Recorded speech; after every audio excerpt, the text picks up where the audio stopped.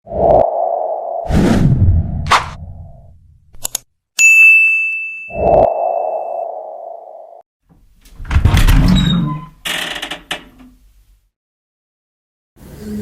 guys, balik lagi di channel Yanti Stories.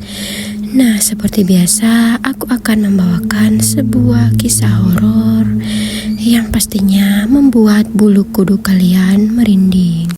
Nah, kisah horor kali ini tuh datang dari teman online kita yang kita sebut saja namanya Ujang. Ujang ini tuh baru saja lulus SD guys, sewaktu dia mengalami kejadian ini. Nah, sebelum masuk ke ceritanya, buat kalian yang baru bergabung di channel Yanti Stories, jangan lupa kalian subscribe ya ke channel ini agar kalian bisa mendapatkan notifikasi video-video terbaru dari channel ini. Oke, penasaran dengan kisahnya? Mari kita masuk ke ceritanya. Perkenalkan, namaku Ujang. Nah, Ujang ini baru saja lulus SD dan baru habis disunat tuh guys. Nah, sekarang aku tuh lagi berada di desa tempat kelahiran ibu, dimana desa itu tuh kumuh yang bersinggungan langsung dengan rel kereta.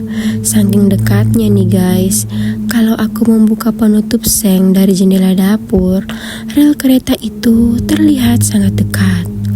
Tapi rel itu sudah puluhan tahun tidak digunakan, dan perumahan-perumahan sederhana di sekitar rel itu pun menjamur setelah tak ada lagi rel kereta yang melintas guys. Nah, tapi anehnya warga desa ibu tak ada yang mengetahui kemana rel itu berujung. Kalau sudah maghrib, jendela belakang jangan dibuka ya. Jangan ada yang main di rel. Itulah peraturan pertama saat kami tiba di sini. Namanya anak kecil kan guys, semakin dilarang ya semakin penasaran. Sepi, benar-benar sepi saat itu. Aku pun penasaran mencoba melihat keadaan rel di belakang rumah saat malam hari. Dan benar saja guys, tidak ada satupun warga yang terlihat di sana. Bulu kuduku pun berdiri saat berada di sana. Saat itu aku sudah merasa cukup memuaskan rasa penasaranku guys. Aku pun berjalan kembali ke rumah. Tapi saat aku baru membuka pintu dapur, tiba-tiba terdengar suara.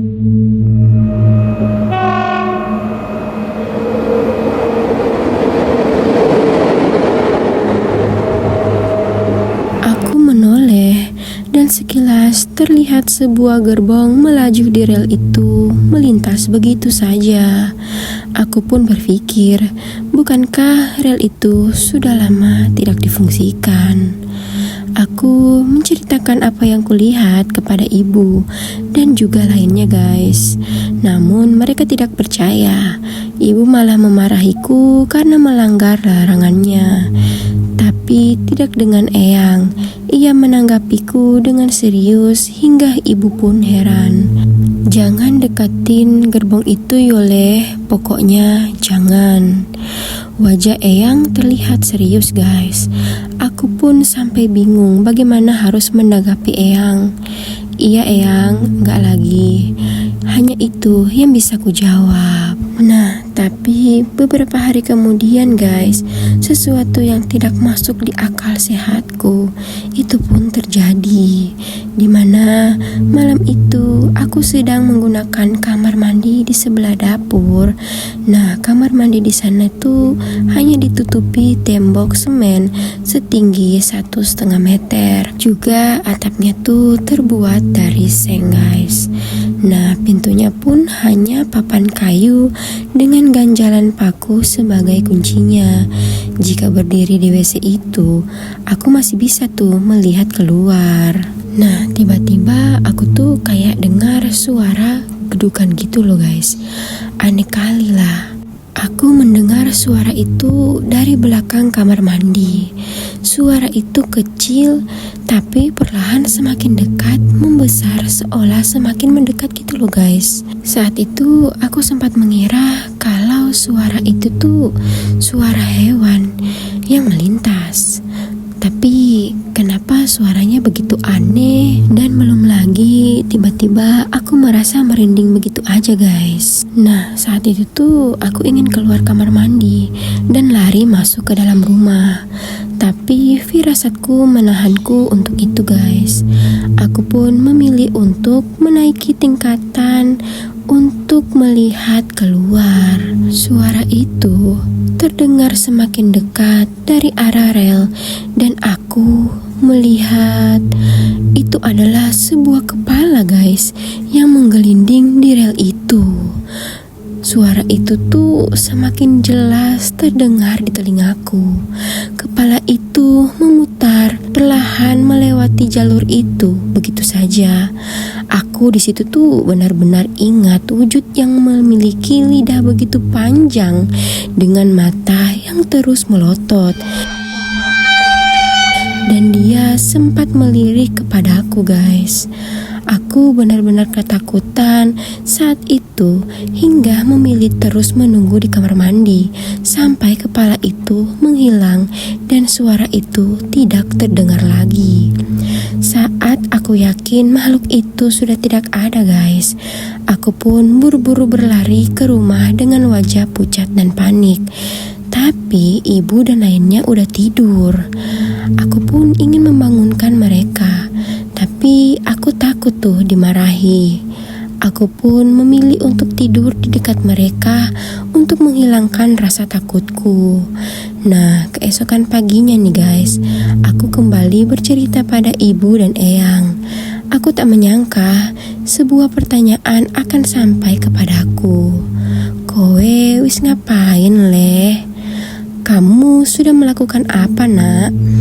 Jelas aku jawab kalau aku tidak melakukan apapun. Apa yang mungkin bisa kulakukan hingga hal-hal aneh menampakkan dirinya padaku? Pokoknya cuekin aja, jangan ke belakang lagi, ucap ibu yang mulai menganggapku serius. Jelas, tanpa disuruh aku pun tidak mau lagi tuh berurusan dengan rel itu. Aku tidak mau sisa liburanku di sini diisi dengan ketempelan, kesurupan atau sejenisnya guys. Aku ini aslinya penakut, tapi lain cerita kalau ada teman. Nah, di suatu siang, Aan, teman seumuranku di desa itu mengajakku bermain. Ada mainan bambu yang diberi roda dan didorong. Aan mengajakku main di rel itu guys. Saat itu masih siang, tentu saja aku tidak keberatan. Kami bermain menelusuri rel hingga memanjat pohon rambutan yang tumbuh di sekitar rel itu. Sampai tak terasa langit mulai memerah. Aku pun mengajak si Aan untuk balik nih guys. Tetapi Aan menghentikanku dan bilang kalau ingin memetik buah buat orang rumah dulu. Aku pun menanti di bawah sementara Aan masih di atas memetik rambutan. Lama sekali aku menunggu di bawah sampai bosan guys. Sementara langit semakin gelap. Aku ingin memaksa Aan untuk turun. Tapi tiba-tiba Aan tak terlihat di atas pohon. Aku pun panik dan mencarinya. Sialnya Aan terlihat berjalan mengikuti rel sambil menenteng rambutannya. An, mau kemana? Sudah malam ini, teriakku, tapi Aan tidak menggubris. Mau tidak mau, aku pun mengejarnya. Disitulah kebodohanku. Aan tiba-tiba menghilang begitu saja di jalur itu. Aku ingin cepat-cepat kembali, tapi tiba-tiba di belakangku melintas sebuah gerbong yang besarnya hampir menutupi jalur yang aku lewati. Gerbong itu begitu tua dan sekilas tertutup kabut guys. Tapi saat mendekat, aku baru tersadar bahwa gerbong itu ditarik oleh segerombolan orang yang mengenakan baju lusuh dan kotor. Aku benar-benar merinding saat melihat rombongan penarik itu tidak memiliki kepala. Aku berpikir kalau aku akan mati saat itu juga. Tapi aku berpaling dan terus berlari. Aku berlari menjauh dari gerbong dan mengikuti jalur rel itu. Bukan keadaan semakin tenang guys, namun suara-suara aneh mulai terdengar di sekitarku. Bukan lagi rumah-rumah mengapit rel itu, tapi tebing dan bukit-bukit kecil. Entah berapa lama aku berlari, aku tak berani menoleh sedikit pun. Dari sudut mataku, samar-samar aku melihat banyak sosok yang menontonku, dan jelas aku tahu mereka bukan manusia. Tapi bukan itu hal terburuknya guys. Aku berhenti dengan kaki yang lemas saat melihat apa yang ada jauh di depan. Rel itu berujung pada sebuah lubang galian yang sangat besar.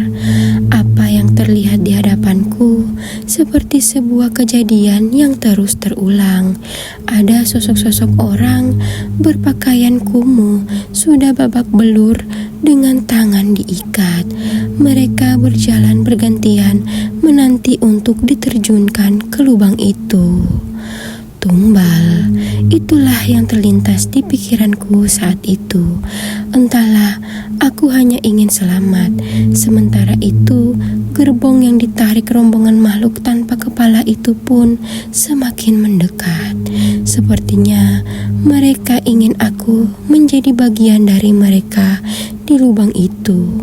Ibu, Eyang, tolong. Aku berteriak sambil menangis, tapi tak ada yang menjawab. Kakiku sudah lemas dan wajahku pucat. Aku tak ingin mati. Rasa takutku pun menjalar hingga aku pun lemas dan hampir tak sadarkan diri. Saat itulah aku mulai mendengar suara kantongan mendekat ke arahku guys. Ujang, Ujang. Aku mendengar mereka memanggil-manggil namaku, namun mereka tak dapat menemukanku. Entah apa yang ada di hadapanku saat itu. Aku melihat ada seseorang yang begitu tua mendekat dan mencengkeram wajahku. Sing embok delok lakone wae. Yang kamu lihat lupakan saja.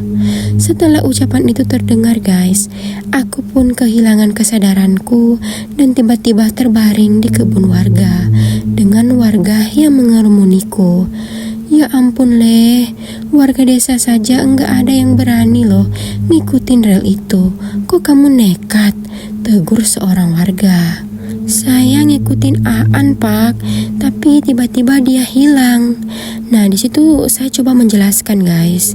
Aan juga bercerita kalau dia pulang bareng kamu, tapi tiba-tiba kamu hilang di tengah jalan. Makanya ibu langsung minta bantuan warga untuk nyari kamu. Ibu bilang sambil memelukku. Saat itu aku coba mengingat-ingat guys, tapi tidak banyak yang bisa ku ingat. Ibu menceritakan kalau aku ditemukan di pinggir persimpangan rel mati yang tertutup semak dengan bantuan Mbak Sumo, sesepuh di desa ini.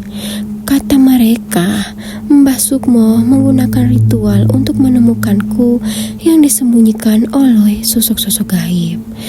Nah, keesokan harinya, aku baru bisa bercerita semua yang aku lihat saat itu. Mulai tentang gerbong yang ditarik orang tanpa kepala, hingga makhluk-makhluk yang terjun ke lubang galian. Tapi anggota keluargaku hanya menganggap aku bermimpi buruk saat hilang. Nah, saat itu Eyang juga bercerita sedikit tentang rel yang ia tahu guys. Mana rel itu berujung pada sebuah bukit kecil. bukit hasil tanah longsor puluhan tahun lalu yang membawa desa kecil hingga banyak nyawa tidak selamat. Longsor itu tak bisa dibereskan dan sudah ada rel baru. Jadi rel ini dibiarkan begitu saja. Nah, tapi aku tidak yakin itu sepenuhnya benar, guys. Aku merasa hanya Mbah Sukmo yang tahu kebenaran di ujung rel itu. Saat aku melihat Mbah Sukmo, itu aku gak berani, guys, bertanya dan hanya memandangnya dari jauh. Ketika menoleh, ia hanya memberi isyarat jari telunjuk di depan bibirnya, seolah ia memintaku untuk tidak lagi membicarakan apa yang kulihat tentang ujung dari rel mati itu, tentang lubang tempat pekerja pembangun rel yang mati menjadi korban di masa kerja paksa di masa penjajahan, entah sebagai korban atau sebagai tumbal.